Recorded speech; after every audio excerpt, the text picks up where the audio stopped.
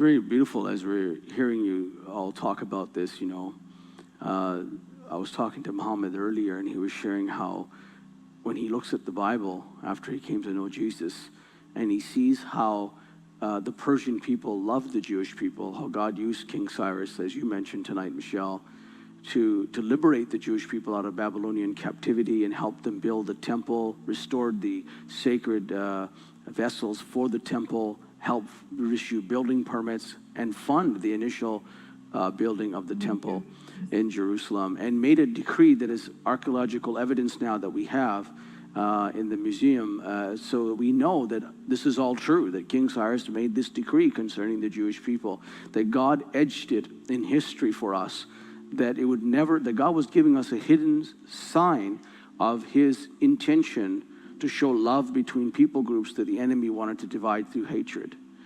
And here we are in what you've pointed out, the two anointed people in common for the Jewish people and the Iranian people, and that is King Cyrus, whom the Persians adore, historically adore him and admire him. But many of them don't know that it is this same king of Persia, Cyrus, whom God anointed, the God of the Jewish people, anointed and gave him power. For the sake of Jacob, for the sake of Israel, that his calling was, as a Persian, was to be a forerunner to help Israel in moving Israel forward in God's plan for the nation and the Jewish people. Could you imagine if the Iranian people found that out, that their lineage, their history, is to be a people that would allow the Jewish people to move forward in God's purpose and destiny for them as a people and as a nation.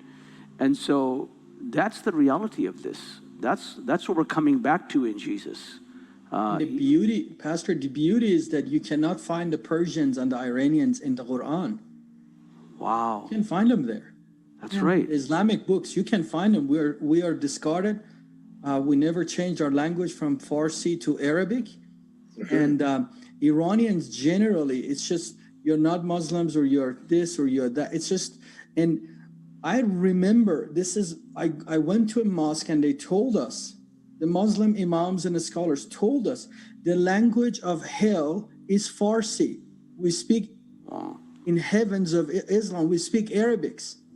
That's how they discarded us. And now all of that disillusion, when you show the history of the Iranians and the Persians and the Elamites and the Medes inside the Bible to an Iranian, they're like, man, I think I'm much closer to this one than to the other one. Yeah.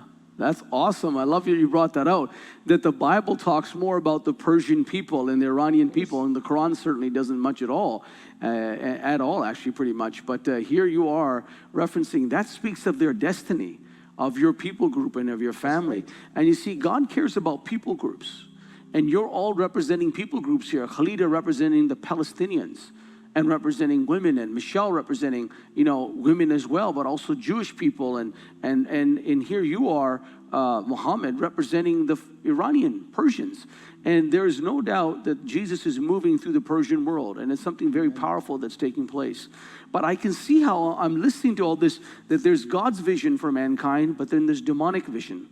And in the absence of God's vision, demonic vision prevails. And so there's hatred, and I see this between the Jewish people and the Iranians. I mean, Iranians chanting this, but look what Jesus has done in your lives here together, and who we are as a family. But I see Kamal there, and listening to all this, and watching what's going on. Kamal, what do you have to say here to Muhammad and these folks here, and what are you thinking about this? Because I know that you have also grown up with a lot of hatred and animosity towards Iranians and Shiite Muslims. Well, we need to understand, number one, that this convergence is so important to all of us. It's the move of God in the last days. That God will reset the church with the new understanding, because it's the new manna that the church have not tasted yet, because we're still eating from the old manna and we have not understood the way of God in the fullness. The importance of this convergence is not just Muslim and Jews coming together, and Iranian and Arabs coming together and become one in Messiah. But this is about 2 billion Muslims. 2 billion Muslims. If you put the Muslims and you put the Christian and Jews, they are 2/3 of the world. They count for 2/3 of the world.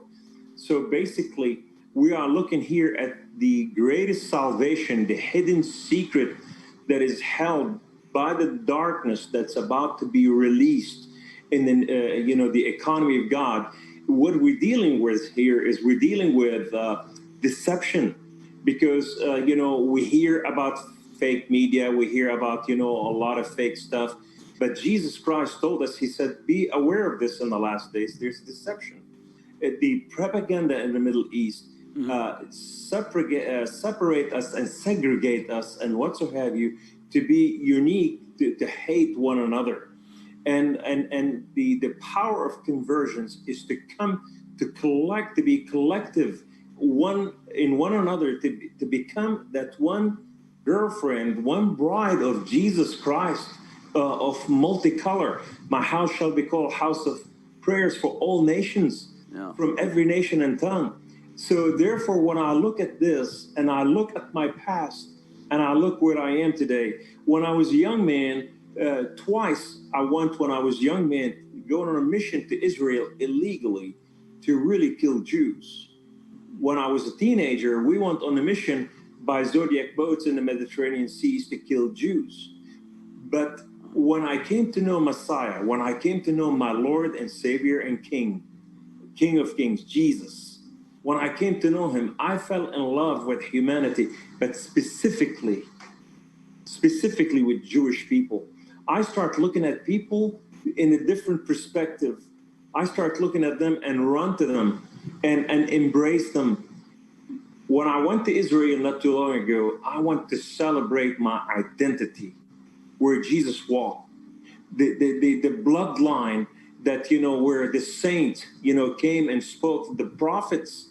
And I spoke at the Lahud, I spoke at the, I spoke at the military forces.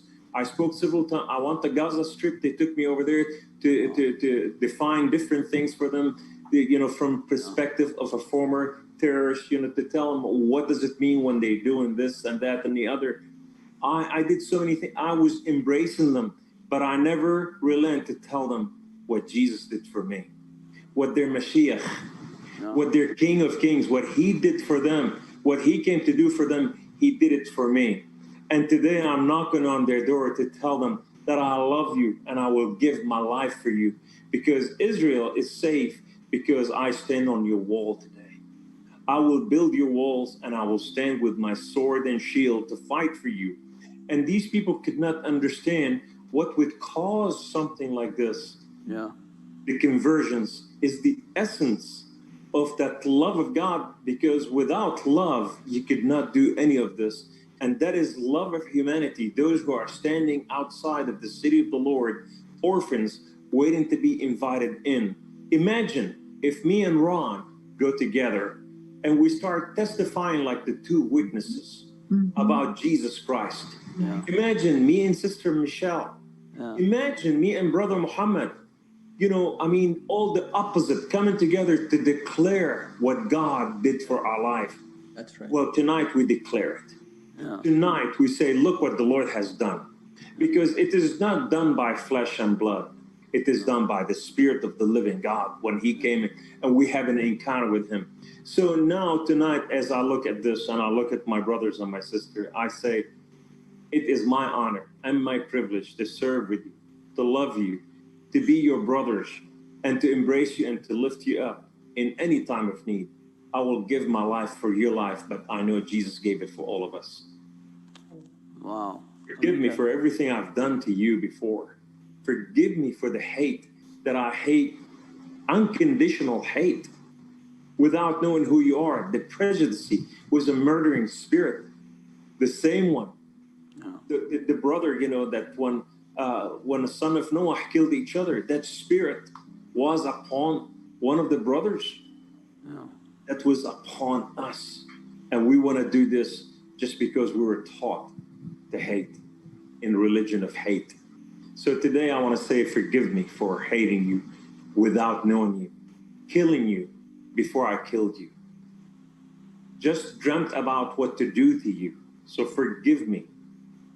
And I ask you that you will take me tonight, not just as brother, but as a servant, to bless you and serve you. Wow. Wow. Wow, come on. Amazing. I forgive. I embrace you. I want you as my brother. Thank you, Michelle. That's beautiful. Dude, me too, come on. Thank you, Ron. I'm counting on you. How about you, Mohammed? I'm thinking about it. Well, leave it to the Iranians. It depends. If you invite me and give me some Lebanese food, I probably could consider it. It's See, this conditional whole thing forgiveness. revolves around eating.